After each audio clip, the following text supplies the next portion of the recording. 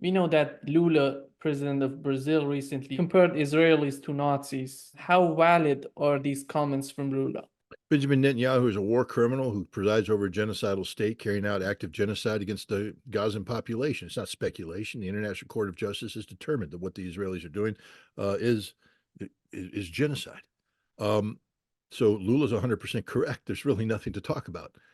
Benjamin Netanyahu will go down in history as the Israeli equivalent of Adolf Hitler. One can only hope that there'll be a Nuremberg tribunal where Benjamin Netanyahu and his government are held accountable and hung by the neck until dead, because that's what they deserve. These are war criminals. They have perpetrated horrific crimes against humanity. And they don't deserve mercy. They don't deserve sympathy. They damn sure don't deserve any support. Israel is a criminal enterprise. It has become a criminal enterprise. Um, if you don't understand that, then your brain doesn't function. Um, you know, there's really no ifs, ands, or buts here. This is not a gray zone. There's nothing complicated about this at all. Israel is committing genocide. The world has determined that it's committing genocide. Israel doesn't care what the world thinks. Israel continues to commit genocide. They are murdering Palestinian women and children as we speak. Right now, as we speak, they're killing them. But nobody gives a damn, because apparently we're not allowed to think about Israel in that way. Thank God for the Brazilian president for calling a spade a spade. Right now, they're trying to drag them to the northern part of Gaza. How do you see this policy? Why they're doing this? It's genocide. They're trying to depopulate Gaza. They're going to do it by either killing them or driving them out of Gaza. It's genocide. Why do we ask questions? I'm not picking on you. You're doing your job. You're doing an interview. But I mean, these questions already have the answer. I mean, the only answer is Israel is a genocide state. It's committing genocide against the Palestinian people. That's it. There's no other explanation. Israel is the manifestation of evil. It's the modern day version of Adolf Hitler's Nazi Germany. And the crimes that Adolf Hitler's Nazi Germany perpetrated against the Jews are being perpetrated against the Palestinians today, in the open. In the open. And nobody's doing anything about it. You know, there was an American that immolated himself in front of the Israeli embassy the other day. And on his website, I think his name was Aaron.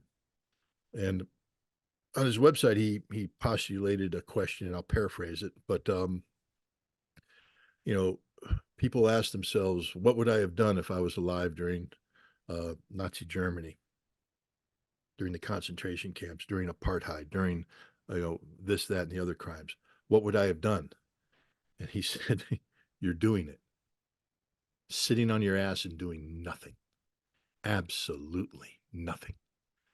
Israel's committing crimes, horrific crimes, genocide. And what are we doing? Not a damn thing. Not a damn thing. And everybody who listens to this podcast, just look in the mirror and ask yourself, what have you done? I mean, don't tell me you posted something on social media. What have you done? What are you doing? What would you do to stop this? If the answer is nothing, at least be honest and say nothing. I won't do anything to stop it. And that doesn't make you evil. It makes you the same as everybody else in history that didn't do anything to stop an evil as it was manifesting itself right in front of your face. But at least don't call yourself an engaged citizen. Don't claim to be some sort of moral authority. You're nothing. You're nothing. You're just part of the sheep. And you'll suffer the fate of all sheep. You'll be led to the slaughterhouse. Your throats will be slit. Your carcasses will be hung. We'll take your skin and make clothing out of it, and we'll take your meat and we'll consume it, and you will be nothing. Nothing. That's what you want to be, then so be it. But there's murder taking place right now. There's genocide taking place. Lula had the courage to call it out. He should be praised for this courage. Ireland is talking about sanctioning Israel. The entire world should be sanctioning Israel. Israel should no longer exist. It doesn't deserve the right to exist. I'm not talking about annihilating the Israeli people, but I'm saying that Israel has forfeited any legitimacy, just like Nazi Germany forfeited legitimacy. That doesn't mean we did away with Germany. Germany still exists, but it's not Nazi Germany. The Israeli people can continue to live in a homeland, but to say that we're going to allow this Zionist genocidal entity to continue to exist is absurd. I mean, if something emerges from this, it has to be a Palestinian homeland where Israelis can live side by side with the Palestinians if they so choose to. If they don't want to, then go back to the home of your origin. Go back to Poland, go back to Romania, go back to France, go back to Ukraine, go back to Russia, go back to where you came from, because you are not of the Middle East. You've come in like a cancer cell and you've metastasized. It's time for the international community to do the necessary surgery to remove this cancer from the Middle East and allow the Middle East to heal. We know that the public opinion in the United States is mostly against supporting Netanyahu and his administration. But when we gonna have some sort of translation of this public opinion in the US foreign policy, in your opinion? Never, never. Not as long as Israel buys the United States Congress and buys the American presidency, owns the American mainstream media. You know, this isn't anti-Semitic. I'm not against Jewish people. I am against Jewish people who align with Israel. Now I have a problem because Israel's a maniacal, genocidal nation that doesn't deserve to exist. If you call yourself an American Jew, that means you believe in America. You believe in our values. You believe in what we stand for. And you could never stand up for that. Just like an American Jew is against Nazi Germany, an American Jew should be against this evil Zionist genocidal entity called Israel. But they can't, because they say, oh no, but they're Jewish. No, not really. The vast majority of them aren't. I mean, and those who can, claim, it's like we would say to the American Muslim community, just because Osama bin Laden perverted Islam and uses a case to attack innocents around the world, you're not guilty because you're Muslim.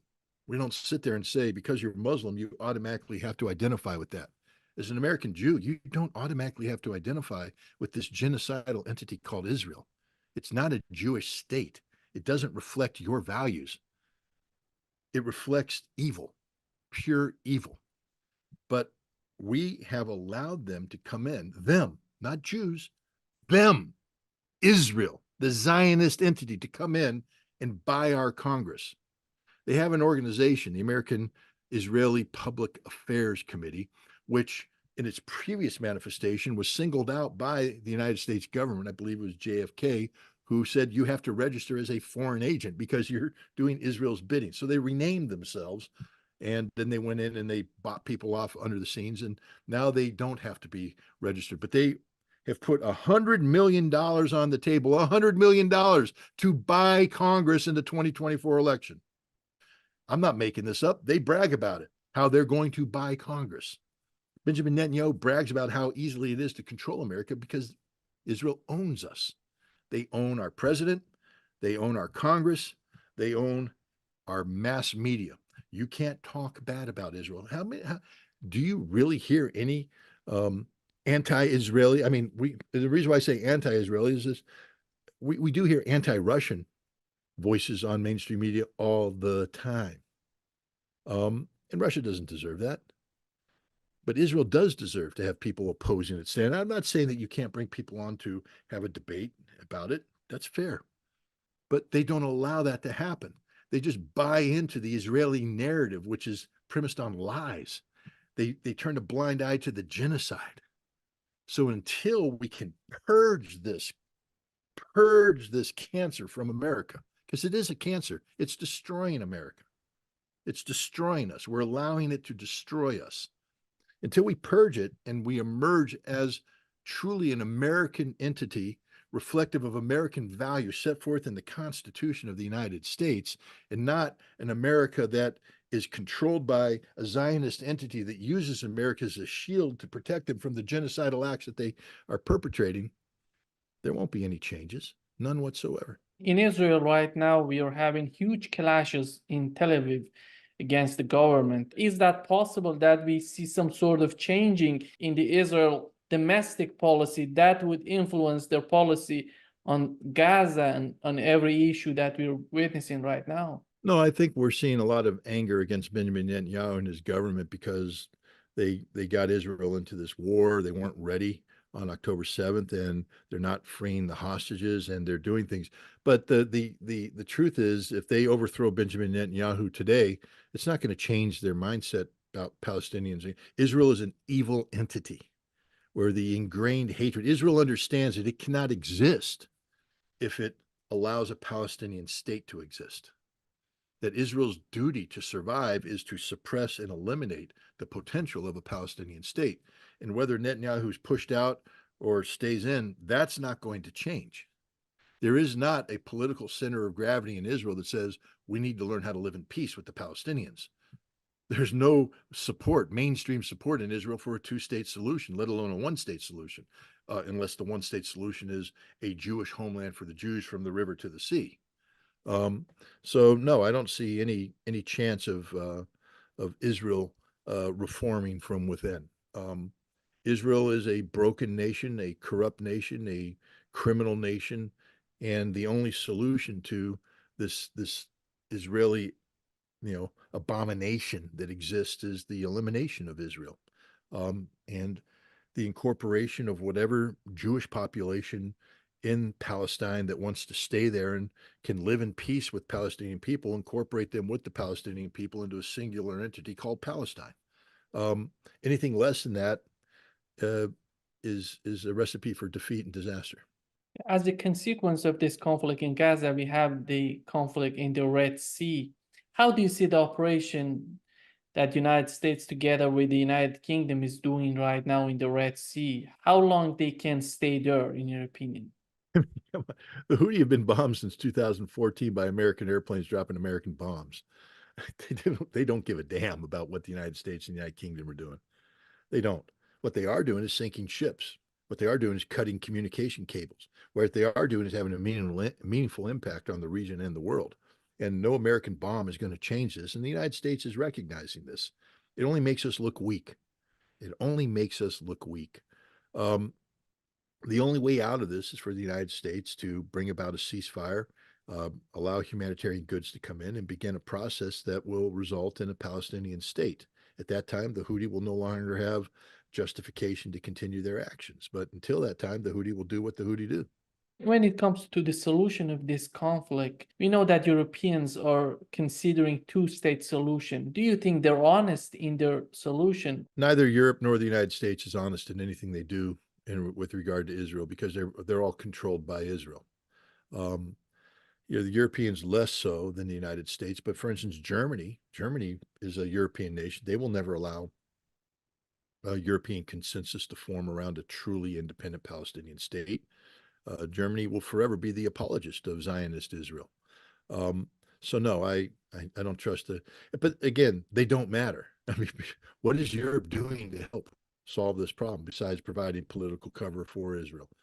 The only way that Europe could have an impact on this is if they decided to sanction Israel, to strangle Israel to death if Israel doesn't change its policies, to have some leverage over Israel. Because otherwise, Israel's not going to change the way it's doing. If Israel doesn't feel threatened by Europe, then Israel doesn't care. Israel is telling the whole world, we don't care about you. You don't matter. We are the only ones that matter. And so Europe is irrelevant.